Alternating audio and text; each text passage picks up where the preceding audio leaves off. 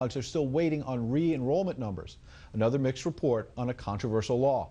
Fox Business Network correspondent Rich Edson looks back on this year's highlights and lowlights and looks ahead on a whole new set of challenges. After yet another full year of Obamacare controversies, President Obama's attempts to turn the page on his signature domestic achievement may hit another roadblock early in the new year.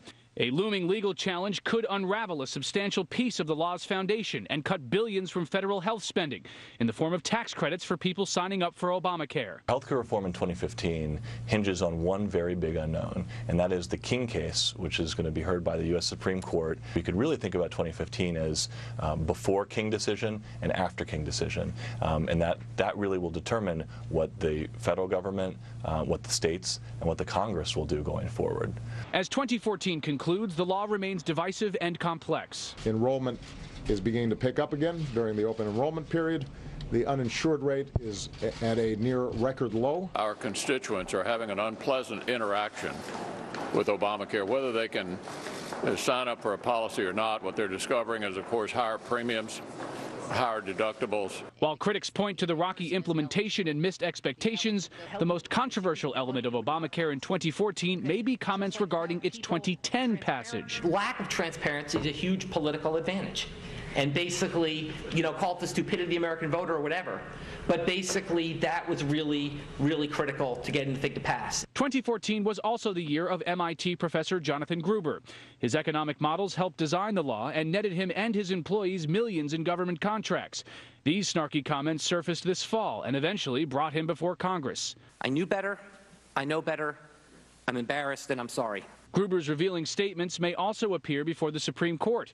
In King versus Burwell, justices will hear arguments in March on whether the law, as written, allows the federal government to offer Obamacare insurance subsidies in the 37 states that have failed to set up their own exchanges. Gruber contended no, before reversing his statements testifying in Congress. In this year's midterm elections, Republicans seized control of the Senate from Democrats. Now, I'm not on the ballot this fall, but make no mistake, these policies are on the ballot. Every single one of them. And Republicans ensured it. Once she sets her sights on Obamacare, Joni's gonna unload.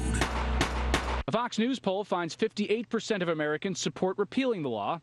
38% contend they want to keep it. Congressional Republicans remain determined to undermine the law, though with President Obama still in office, it's likely any changes would remove provisions many Democrats also oppose. Two changes to the health care law that are possible from Congress next year that we could see the administration signing into law include a repeal of the medical device tax and also a repeal of the employer mandate. HHS Secretary Sylvia Burwell says the latest enrollment numbers are an encouraging start, though she acknowledges the administration still has a ways to go to reach its target. Sign-ups are about 2 million short of the administration's goal, 6 million shy of an initial estimate. Open enrollment ends February 15th. Ed. Rich Edson of Fox Business. Good to see you.